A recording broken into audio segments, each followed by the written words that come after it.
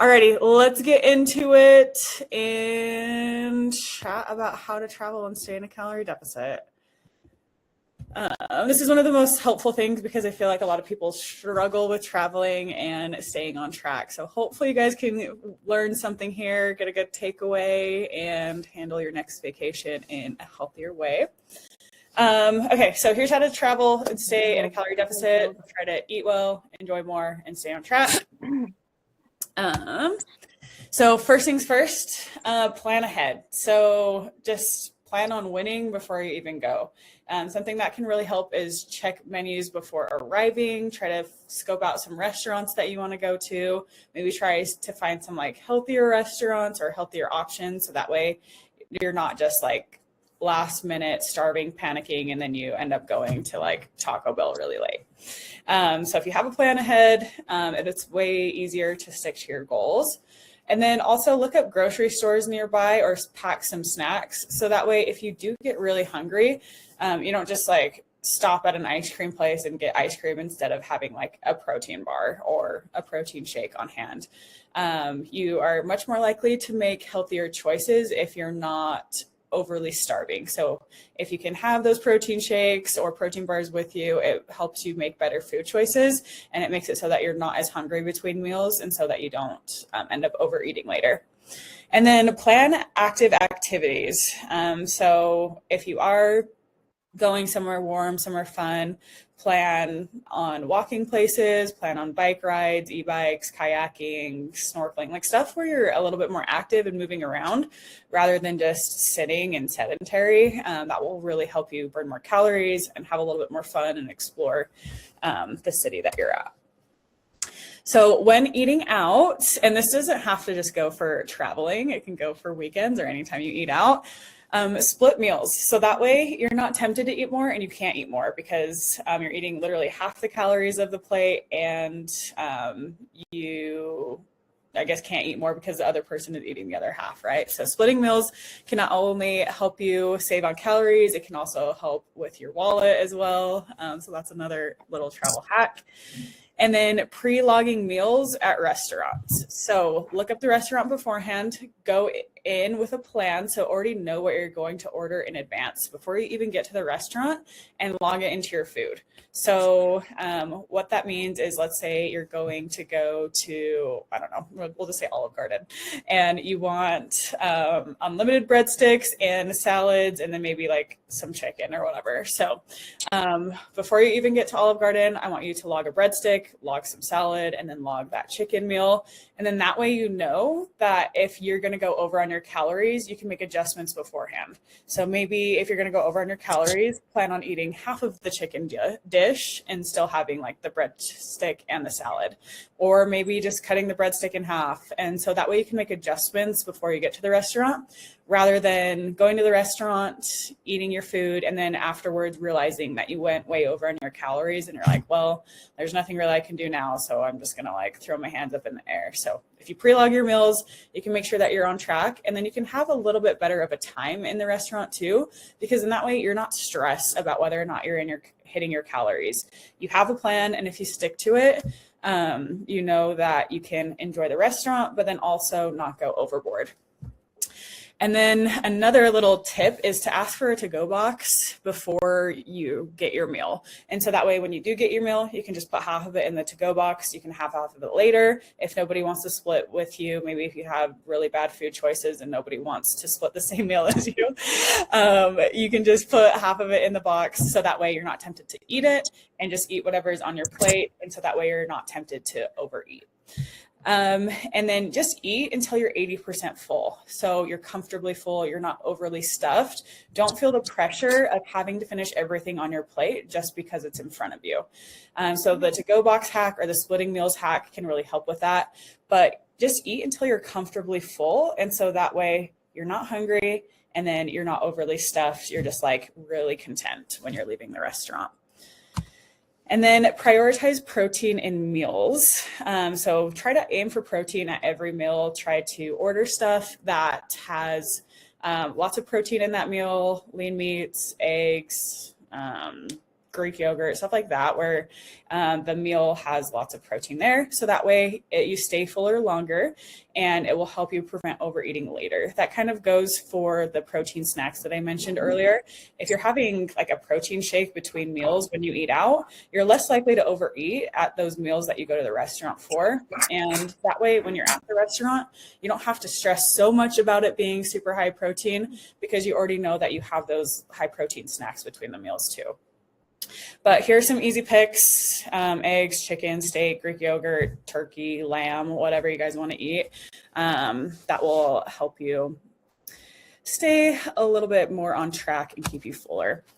And then build smarter meals. So focus on protein first, and then add a veggie base. So if you focus on having like meat and vegetables, you know that's going to be a solid meal for you. So if you do like steak and potatoes or steak and broccoli, and then you can add some kind of like fun carbs on the sides afterwards. So if you did steak, potatoes, and maybe like a roll, so that way you can have like kind of like a fun little roll, maybe with cinnamon butter on it or something like that. So that way you have a good amount of protein, a little bit of like healthy carbs, and a little bit more complex carbs. And then it tastes good because you put the butter on it too. So if you focus on protein and vegetables as a base, that is going to be a great way to build out a plate.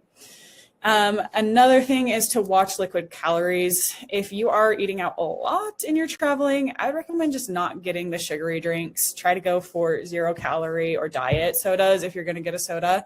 So that way you aren't just adding calories from a drink, and you can have the calories from the meal instead.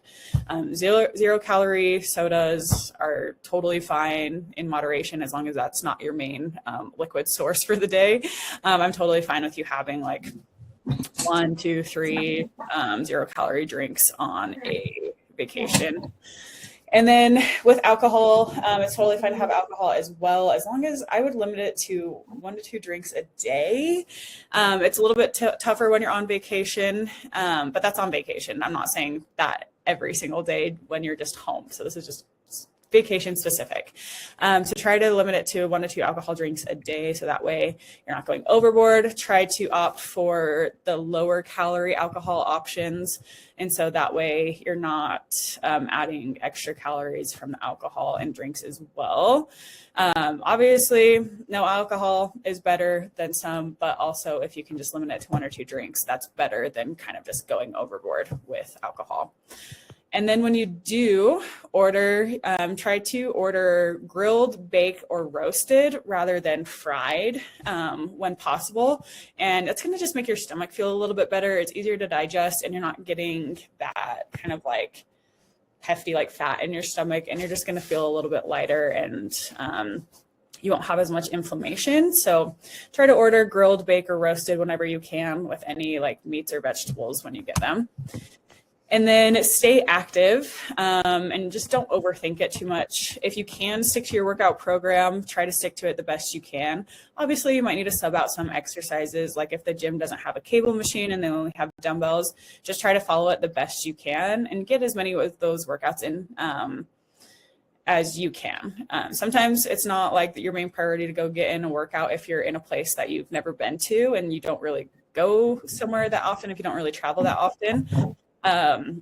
If you miss your workout for the week, that's not going to be the end of the world. So I think just try your best to follow the plan. If you don't follow it exactly, 1 week isn't going to throw off all your progress. But if you can do that, do that.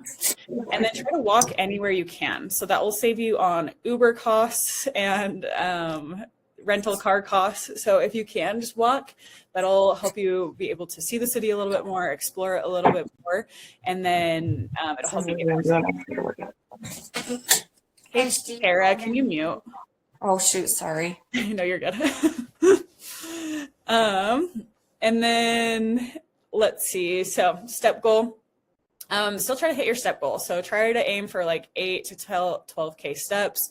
A lot of times when you're on vacation, you are walking a little bit more, and then so you really pass your step goal. So especially if you aren't planning on doing like lifting workouts for the week, just focus on hitting your steps, and that will be plenty of movement for that week, and it won't mess up your progress at all, basically, or that much. And then follow the 80-20 rule. So 80% on track and then 20% enjoy yourself. Don't try to be perfect. Remember that like you're on vacation, you're paying a lot to be there probably, and you want to enjoy yourself. So if you relax a little bit on vacation and you're not as structured as what you would have been if you were at home, I think that's okay. You do need to enjoy it. You do need to have some normalcy. But if you do have some structure still, typically that will make it so that you enjoy your vacation a little bit more and you're not just like kind of like gross and inflamed and feeling groggy because you overate or you're just not really moving around. So these things can actually help you enjoy your vacation more and feel a little bit better in your body. But of course, we do want to make sure that we have some balance there where you're a little bit more relaxed than what you normally would be, because you do want to make sure that you enjoy it. So there is that. And then here is, sometimes I give people some advice and they do the complete opposite and ignore everything that I say, and they take everything that I say and throw it out the window and don't do a single thing. Sometimes that's fine. It's not a big deal.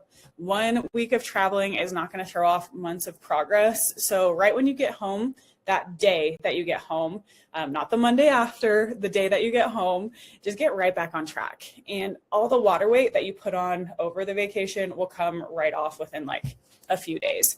So it won't put you back like off track that much if you just hop right back on track when you get home, if you did relax quite a bit. So it's okay. Sometimes on vacations, you're like, I just want to do whatever I want. I saved up a lot for this vacation. I've been anticipating this for months now, and I just want to enjoy myself.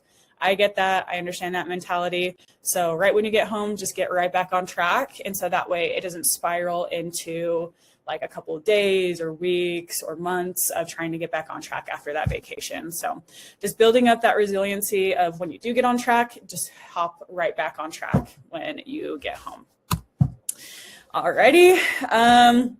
So that's the end of this presentation. Hopefully that was helpful for you guys. And the winners of the March Challenge are everybody who completed the March Challenge. We had 3 people who completed it. Frankie, Cambry, and Amelie. And you guys win a massage gun. And so make sure that you guys message me on the app, and then that way I can grab your updated address and we can send you those over. And then we have a Q&A. So does anybody have any questions on traveling while staying in a deficit, or just questions in general about fitness? Or does anybody have any also comments that they would like to add, any other tips that they would like to add? Cambry, you're up.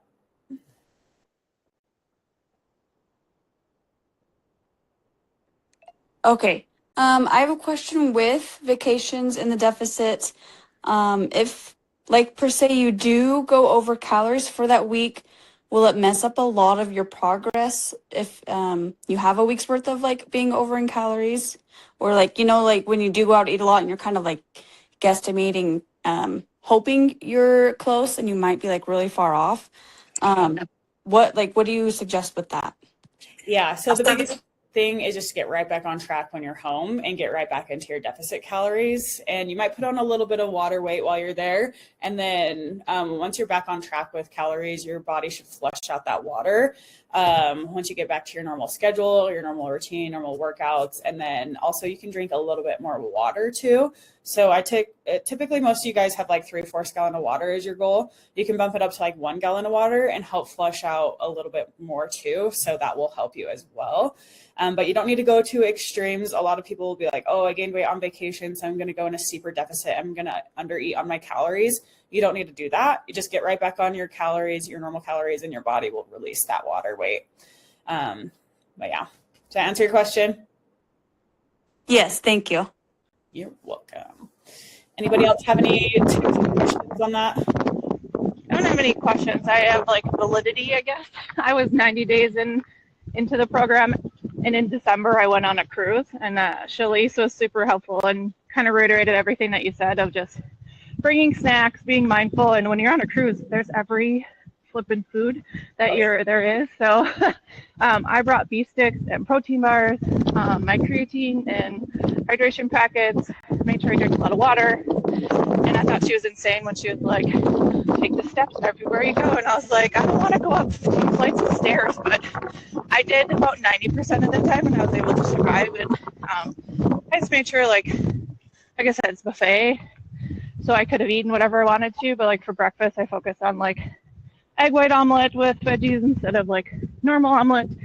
And then when we had like our main dinner, I just focused on like more of the leaner meats, or we had salmon and chicken instead of like anything fried, kind of what you had said too. And I will tell you, I still drank, I still ate treats.